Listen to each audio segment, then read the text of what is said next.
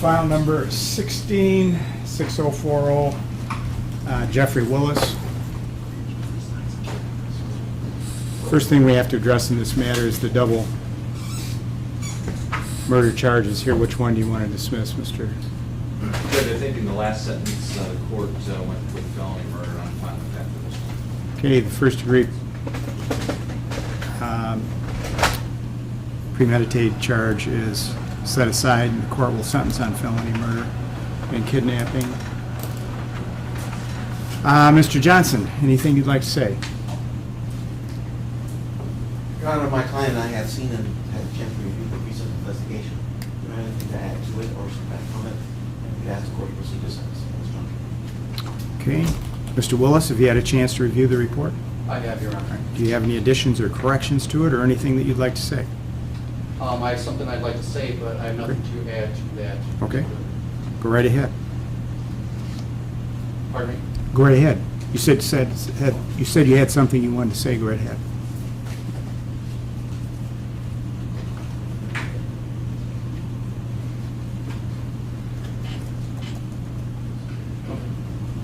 All right.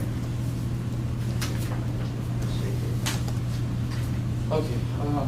I came here today with the intention to finally speak up and set the record straight. To free my homeboy Jimmy and to release pent-up frustration for what I see as a failure of our justice system. I've allowed the natural course of this process to unfold because naively, I believe that this approach was virtuous. But last Thursday, after watching the unbalanced reporting of Fox News and how they had allowed, without a shred of proof or decency, the degradation and humiliation of someone that is associated with this case to go unrefuted, I resolved first to put forth some mending amity. It is an axiom that the secret ways of people often produce peripheral mysteries that are as baffling as the ones in question. So I want to start by apologizing to the Fletch family for what has been mistakenly construed as a hateful act directed at them by me. My blown kiss that was spitefully garbled by the press as a rebuke to the family was in fact meant as a message to the prosecutor, DJ Wilson. That message being that I'd figured out the truth and that he can kiss his future goodbye.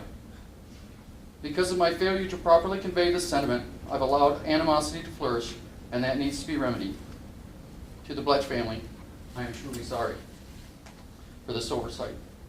Back in 2015, your family demanded the Michigan State Police intervene in the investigation because you believed that the Muskegon Sheriff's Department was screwing up that inquiry. What you didn't realize at that time was how correctly you had assessed the damage that they had already done to your sister's legacy and any justice that she would receive. Early on, had I come forward and forced the press to do their self-professed fourth estate duty to report the truth and not allow them to so carelessly deliver the inaccurate facts of these cases to the public, much of this hatred could have been avoided. So today I stand before Nicole Windbag, families, and my community to proclaim the realities of these cases and set the record straight. The two most important days in a man's life are the day he is born and the day he finds out why. These words, spoken by Mark Twain, always resonated with me, but until October 26, 2017, I never truly understood their meaning. On that day, the course of my life would turn. 5 people, Lieutenant Jeffrey Crump, Detective Lisa Ferreras, Detective Lieutenant Michael Kasher, Captain James Christensen, and Muskegon County Prosecutor Dale J. Ilson, sat before me, each refusing to meet my eyes, while the anxious Lieutenant Crump took an oath to tell the truth, the whole truth, and nothing but the truth. These 4 veteran police officers, including Jim Christensen, whom I grew up with in Cloverville, knew that the state's ballistics expert was about to perjure himself at the behest of Prosecutor Hilson. The spineless DJ, who to this day still hasn't looked me in the eye, was aware at that time that Bullet 17 was mistakenly taken from a Muskegon Police Department's evidence locker, MUPD number 45018, by Brian Harris, and not just erroneously written 4 different times by 3 different people at the Michigan Michigan State Police Crime Lab as MCSD number 45018 back in 2014 for the reports GR 14-3508 record number 3, or yet again for the new report in 2016 record number 25. He knew that bullet, which was the only one remotely matched to my gun in 2016, was not taken from the body of Rebecca Bletch, nor did it match the two that actually did. The Supreme Court, in its ruling for Mooney v. Holohan, wrote of this type of miscarriage of justice in 1935. The court stated, "It is a requirement that cannot be deemed to be satisfied by mere notice and hearing if a state has contrived a conviction through the pretense of a trial, which in truth is but used as a means of depriving a defendant of liberty through a deliberate deception of court and jury by presentation of testimony known perjured. Such a contrivance by a state to procure the conviction and imprisonment of a defendant is as inconsistent with the rudimentary demands of justice as is the obtaining of a like result by intimidation. I am innocent. I stand before you today proof that the promise of Gideon is dead. Not only did the justice system for indigent defense fail here, but the promise of equal protection and due process as well. Our system of government relies on many principles. Two of these are a belief that everyone deserves justice equally and that money shouldn't be part of that equation, but also a fair and balanced approach to that justice is consistent with the fundamental principles of liberty which lie at the base of all of our civil and political institutions.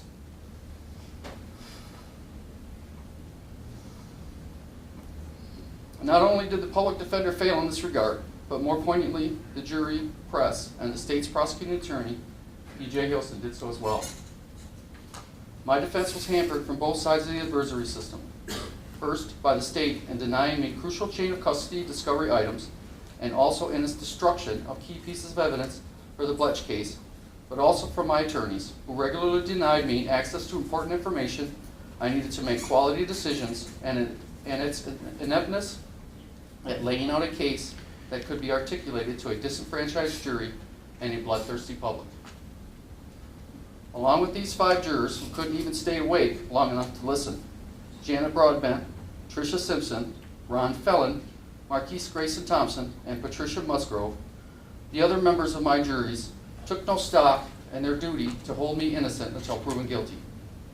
They were more concerned with placing the blame and seeing the salacious evidence that was put before them by unscrupulous news organizations and a prosecutor willing to put perjured testimony into record than they were for the truth-seeking which they all had sworn an oath to do. This can be demonstrated further by the fact that one of my jurors, Sarah Andritis, was caught Facebooking about the proceedings during the Bletch trial, to another one of the Bletch jurors, Michelle Hansen, who was sitting in the front row at the Herringa trial with the Bletch family, chatting like they were old pals. Clearly to all these members, these trials were just an exercise in feudalistic justice. Catch them, flog them, imprison them. The disillusionment with the ideals of American values played a big part in what happened here in this courtroom. Between TV8's clueless Heather Walker screaming for her soundbite of panties, handcuffs, and dildos, to the so-called jury deliberations that were purported to have occurred, this was all just another humdrum day in the psyche of Americana. It has been said, we assign a moment to decision to dignify the process as a timely result of rational and conscious thought. But decisions are made of needing feelings. They are more often a lump than a sum. People rarely think anymore, and it showed here with this jury. The evidence showed that the eyewitness, Susan Follett, when asked, didn't recognize me as the driver of the van, and she testified she remembers every face that comes into the store. Both her and her ex-husband, Eric Barber, agreed that the light in the back of the store was off when the van left, but both Craig Harpster, the first citizen on the scene, and Corporal Hoeksema, the first officer to arrive, both testified that this light that can only be turned on from inside the Exxon station was on when they arrived. In that few minutes of time between the van leaving and Harpster's arrival, someone else had to have turned this light back on. The maxim, Occam's razor, which states, in explaining something, no more assumptions should be made than what is necessary, comes to mind here. the fact that one of Jessica's many lovers, Jess Ammerman, who was caught skulking around the station by the North Shores Police Department's Detective Casher that night around that same time was discounted as well. It seems blatantly obvious to me that this town and country van the police so adamantly searched for had absolutely nothing to do with Miss Harrington's disappearance and was all just a prosecutorial red herring. I too fell into this group of fantasy thinkers, believing the police could be trusted with not fucking up an investigation. I refuse to believe my best friend in the world, a North Shores policeman, who would frequently talk about how others in his profession would bend the rules, lie in their reports and while under oath, and back each other up in that old boys network, Brothers in Brown, if things got tight. I've also been to many parties with him where I heard firsthand from many of these same cops who threw perps off the roof and then fabricated in his report that he had jumped, to several others who boasted about certain pieces of evidence mysteriously disappearing just before court. It's no coincidence that Brian Harris, who was in charge of the evidence locker for the Sheriff's Department back in 2014 when the original MUPD ballistics mix-up occurred, is now in charge of the North Shores Police Department's evidence lockers after the fix. Old boys network indeed. It took a scared, drug-addicted teenager with a juvenile record, whom I only tried to help, cure me of this illusion. I found out the hard way, unlike the very culpable Madison Nygaard, whose juvenile records were sealed and couldn't be used for court, that once you're deemed a convict, the burden shifts to you to prove your innocence. There's a reason Muskegon County has one of the highest conviction rates in the state. The Constitution of the United States has in its preamble, "We, the people, in order to form a more perfect union,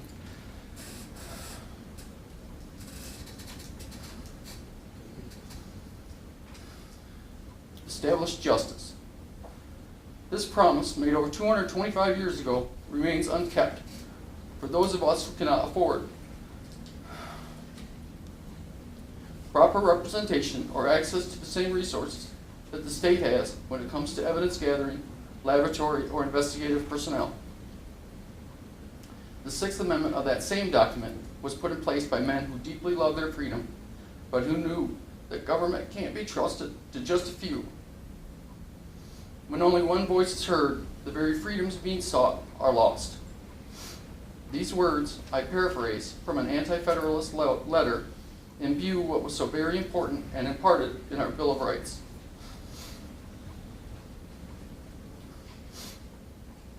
Due process is at the very heart of our jurisprudence.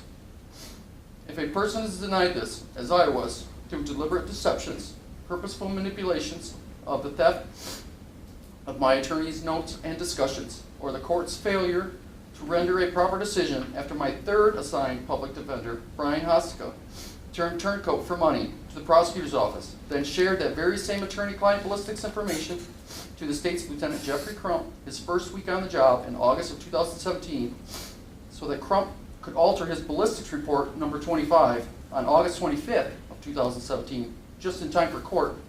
How is a citizen to get a fair trial, let alone advice that he can trust? My grandmother, Leola Agneta, sacrificed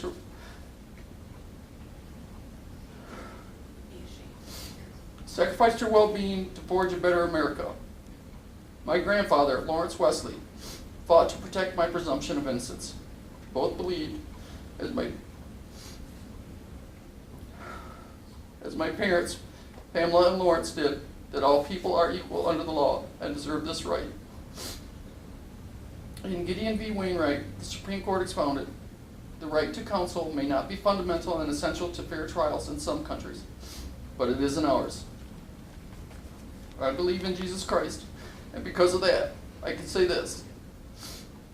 Due to a lack of funding, a careless disregard for truth-seeking, the desire to reach a rash and inattentive conclusion to an unproven crime, or just plain falsifying evidence, not only has this promise been murdered, but also left to rot at the feet of a weeping Lady Justice.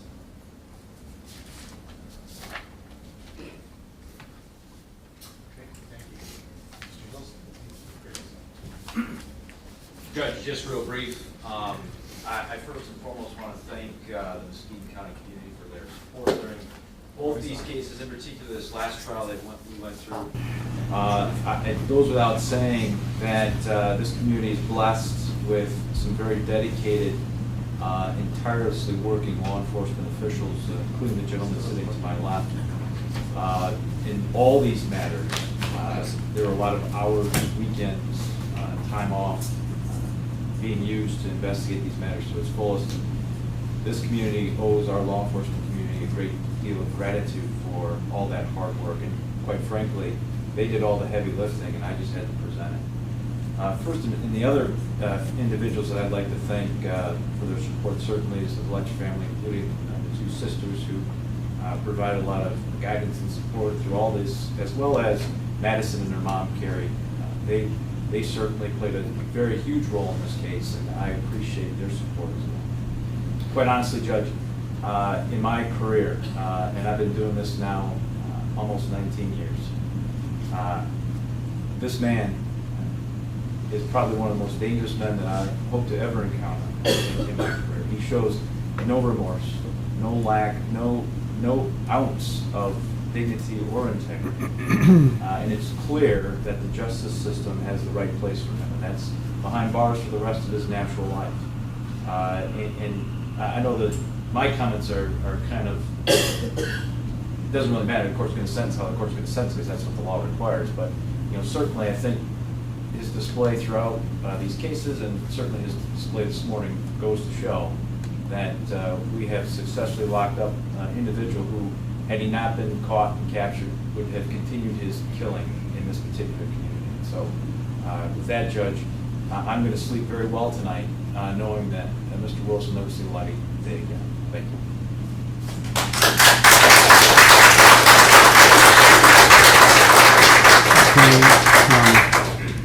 Well, as the attorneys are aware, I have several cases pending involving this particular defendant, so I don't intend to comment at this time. I don't think it'd be appropriate. Also, the court is aware that there may be post-conviction motions in this matter, and I'm not going to do anything to create any possibility of the court being disqualified from further litigating these cases, so I'll refrain from comment. It's the sentence of the court at this time on count 1, that you serve a term in the Michigan Department of Corrections of not less than 18 years, 9 months, nor more than 40 years, with credit for 636 days. On the charge of felony murder, it's the sentence of the court that you serve a term of life in prison without parole. There will be a $68 state cost fee on each count and a $130 victim fee. These terms are served concurrently with each other and concurrent with any term you're presently serving. You have a right to appeal your conviction and sentence. If you're financially unable to retain an attorney, you may request the appointment of one on a form. You're being provided with this time within 42 days.